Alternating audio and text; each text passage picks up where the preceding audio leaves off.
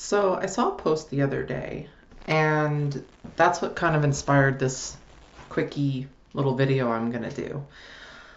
Um, this person that I follow and respect deeply, um, posted what could have been maybe controversial for some. I knew where she was coming from. However, I did want to comment on this because I have seen this come up on other people's channels, in other posts, even comments on other posts and things like that. And I just want to put a little bit of my energy out into this. I've been seeing people saying that, the Hecate is trending. Lilith is trending. Even Lucifer is trending.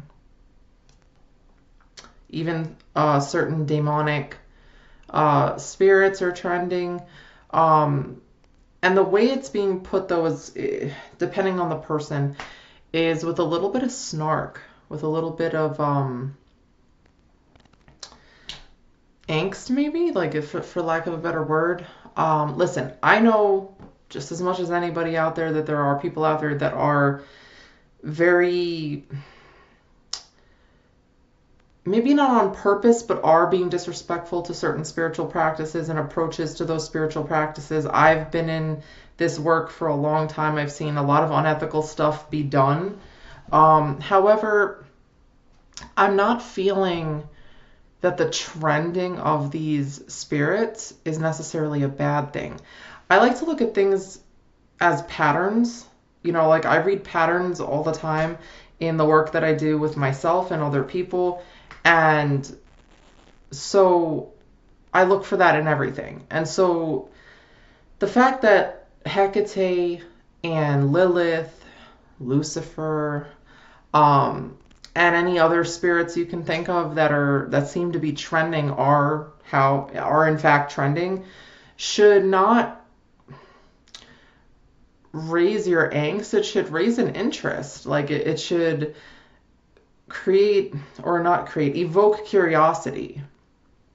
Because when we think of it as a whole, these spirits are energies. They carry with them a very specific energy to our lives. Okay? So if we can see what kind of energy is trending, we can see what's going on in the world around us, the collective. Does that make sense? So, because y'all know I'm a word witch, we have to look up the word trend before we use it. We should probably know what it means. The actual definition of a trend is just a general direction in which something is developing and changing. So if something is trending, that could be a good thing. Development and change is important to growth. So if we're seeing Hecate, or Hecate, however you want to state her name, she doesn't mind. If she's prevalent in a lot of people's lives right now, kind of do a little research on her mythology, her energy, meditate with her even. Get an idea and a feel for this spirit and see what that spirit is helping change in people, or what is changing in people that is inviting that spiritual energy to their lives, and be happy about it. Okay? It means a change in direction. So there's a huge collective compass shift, a wheel shift being taken place right now, which is why a lot of these heavy hitters, if you want to call them that, these ancient badasses are coming to the forefront, because I feel on a collective level a lot of us need them. And a lot of us are evoking that from within ourselves, and therefore we need that help from the other side to create the necessary changes and make them stick.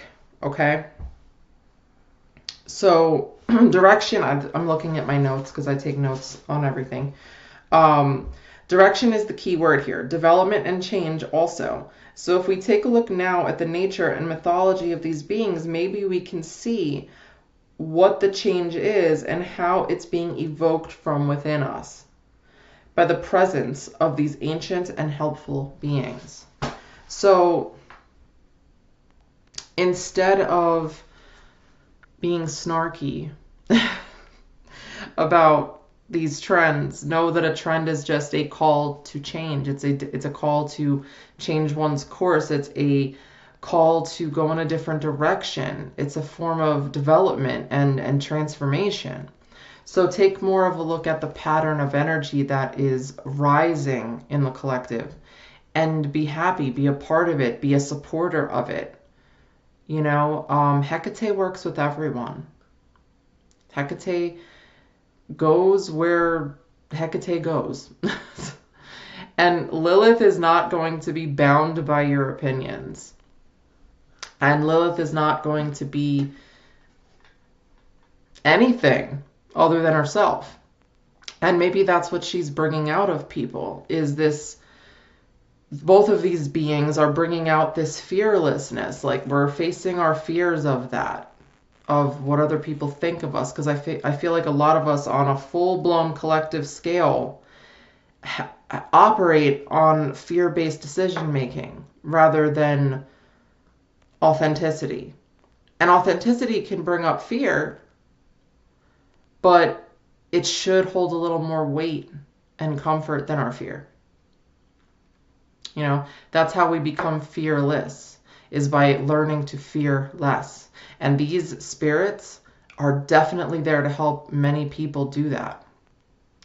So let's root for them. Let's stay by their side. Let's cheer them on. And yes, are there people out there that are just calling on these names for aesthetic? Are there people out there getting their mythologies wrong and using them more for entertainment and things like that? Absolutely. But that still doesn't deny the power of these beings. Like, they are able to intertwine themselves into everything to get the attention of those who need them. So let's keep that in mind. You know, let's keep that in mind, that these beings represent rebelling against that kind of thinking. You know, and we don't know another person's journey. We don't know what a person's going through. We don't know the intricacies of their spiritual practices, and we don't have to know that. If they're not hurting anyone, why do we care so much? You know, there's lots of things we should be caring about. Right now, there's political activists that are trying to cancel Yule and pagan holidays. Okay, like, we should probably be looking at that, because that infringes upon our freedom of religious practice.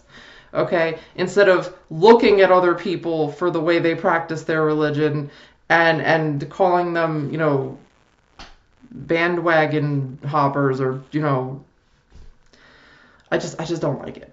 Okay, it's no bueno. Let's not do it. It's not cool.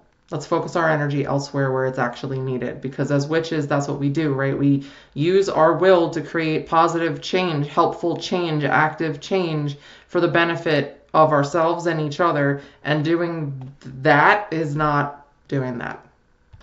Also, baby witches.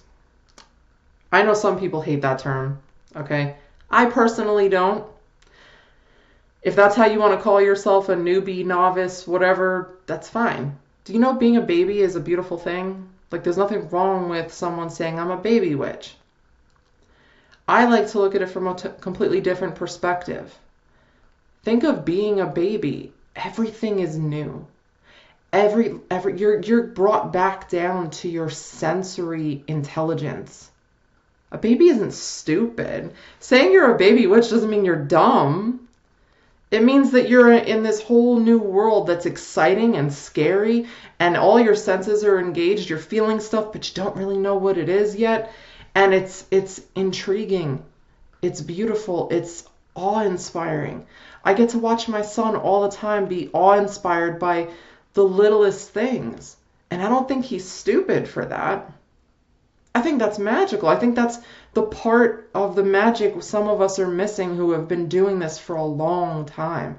And we can be inspired by our baby witches, novice witches, newbie witches, just whatever they want to call themselves. Let them do that.